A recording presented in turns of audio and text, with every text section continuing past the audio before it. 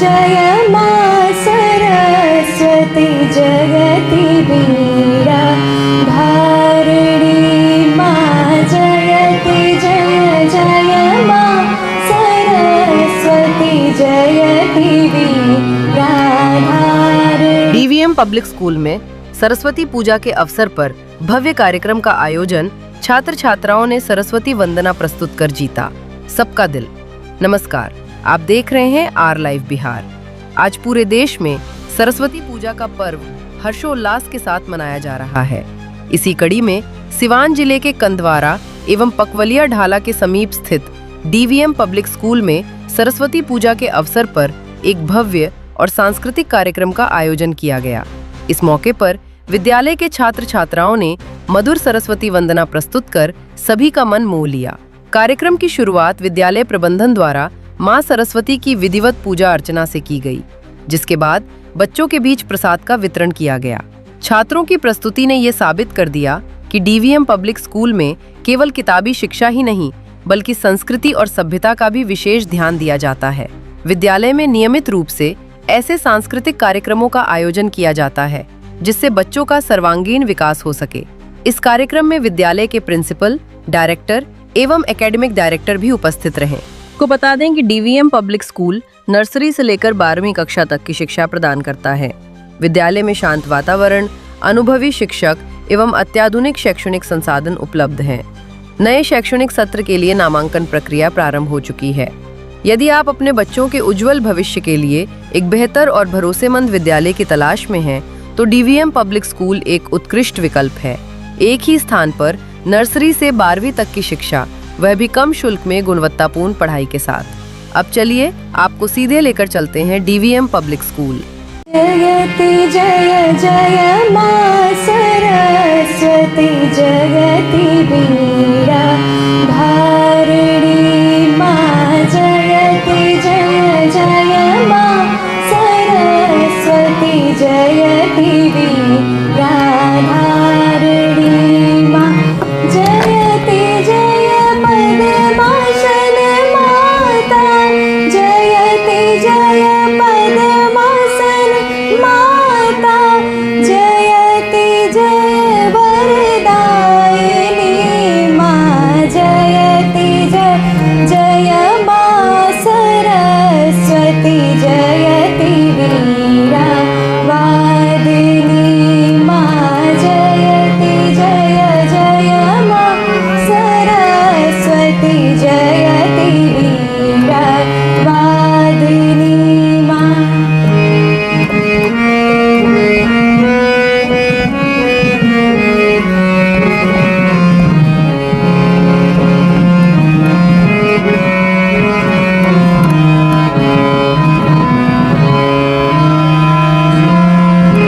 जगत का कल्याण कर माँ तुम हो वीणा वादनी माँ। जगत का कल्याण कर माँ तुम हो वीणा वादनी माँ जयति जय जय माँ सरस्वती जयति वीरा धारिणी माँ जयति जय जय माँ सरस्वती जयति वीरा धारिणी माँ। ये बताइए जी कहना क्या है सर, ये हमारी संस्कृति है कि हम सरस्वती माता की पूजा करते आ रहे हैं और उसके सरस्वती माता के फलस्वरूप ज्ञान मिलता है।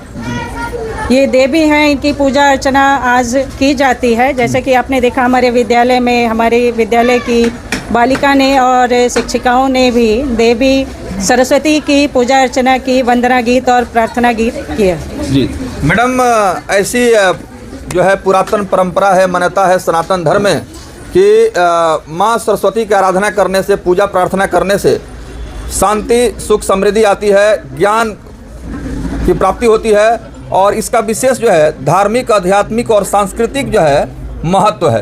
तो बच्चों को अंदर इस तरह का संस्कार विकसित हो, अनुशासन का भाव विकसित हो, इसके लिए क्या कुछ आप प्रार्थना करेंगी माता? हाँ बिल्कुल, मैं माँ सरस्वती से झुका के प्रार्थना करूंगी कि मेरे तमाम बच्चों को इस तरह का ज्ञान मिले जिससे कि वो अपना सर्वांगीण विकास कर सकें और अच्छी से अच्छी पढ़ाई करके अच्छे पद को प्राप्त कर सकें। मैडम, आज के समय में शिक्षा तो बहुत आगे जा चुका है, लेकिन अपनी जो परंपरा है, अपनी जो सभ्यता है, बच्चे उसको भूलते जा रहे हैं।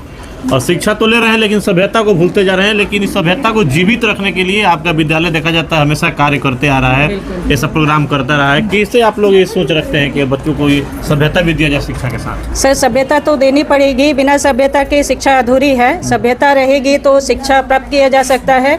हमारे यहाँ विद्यालय में सर आज भी बच्चे जो आते हैं वो शिक्षक यानी कि टीचरों का झुक करके, पैर छू करके और गुड मॉर्निंग बोलते हैं सर। तो हमको लगता है कि हमारे बच्चे बहुत अच्छे हैं और वो संस्कृति को लेके चल रहे हैं। आप स्कूल की प्रधानाध्यापिका हैं, तो किस तरह के आप मैनेजमेंट कर पाती हैं ताकि बच्चों और शिक्षकों के बीच में कम्युनिकेशन अच्छा से बन सके, ताकि बच्चों को अच्छा शिक्षा मिल सके? जी, हम अपने शिक्षकों से बात करते हैं और उस बात करने के दौरान जो शिक्षक अपनी बातों को कहते हैं उन बातों को भी ध्यान में रखा जाता है और उसी के अनुसार हम और मेरे शिक्षक एक टीम वर्क के साथ में बच्चों पर पूरा ध्यान देते हैं और हमारे शिक्षक जितना अच्छा हो सकता है अपना मेहनत और अनुभव से बच्चों पर पूरा योगदान करते हैं। चलिए, डायरेक्टर साहब से बात कर लीजिए। नया DVM public school Kandhwara Pakwaliya CBSE affiliated school में सर नए शैक्षणिक सत्र की बात करें तो new academic session is going on और इसका प्रिपरेशन भी चल रहा है।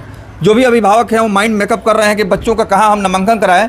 तो सर आपके स्कूल में क्या नामांकन को लेकर के इंक्वायरी का प्रोसेस चल रहा है?